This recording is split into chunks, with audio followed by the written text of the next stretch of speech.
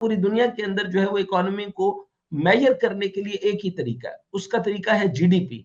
सो per capita income और GDP को use किए बगैर उन्होंने एक नया सिस्टम दिया जिसके अंदर जो है बिजली को और रोजमर्रा की खपत को और एक और वेरिएबल को इस्तेमाल करके ली काय चेक, इसको कहते हैं ली काय चेक मॉडल, उसके इस्तेमाल को की बेस के ऊपर जो है वो अपना इकोनॉमिक मॉडल डेवलप किया, जो कि एक कामयाब मॉडल था। और यहाँ पे ये भी बताता चलूं कि ये वो मिसाल है उस टेक्नोक्रेटिज्म की, ये टेक्नोक्रेसी की, कि जो ली काय चेक थे वो प्रीमियर थे और इकोनॉमिस्ट भी थे।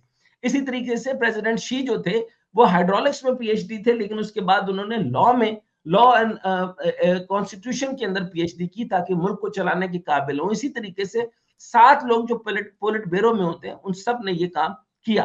अच्छा, ये सब एग्जांपल्स मैं क्यों दे रहा हूं, ये वो है एग्जांपल्स हैं जब अमेरिका ने हेजमॉन बनते हुए चाइना को इस्तेमाल किया बुरी तरीके से, और चाइना ने इतनी मार खाई, एक तो ब्रिटिश राज के अंदर और फिर उसके बाद अमेरिका ने इसको इतना इस्तेमाल किया। लेकिन उस इस्तेमाल के दौरान एक एग्जांपल मैंने दी कि जो मिनरल्स एंड माइन की प्रोसेसिंग होती थी वो 1985 के अंदर अमेरिका ने बंद कर दी, और क्योंकि वो 70% महंगी पड़ती थी, चाइना में बहुत सस्ती पड़ती थी। यानी प्रोडक्शन की सारी स्ट्रेटेजीज जो है, यानी जो प्रोडक्शन थी वो उठाकर इधर ले आए।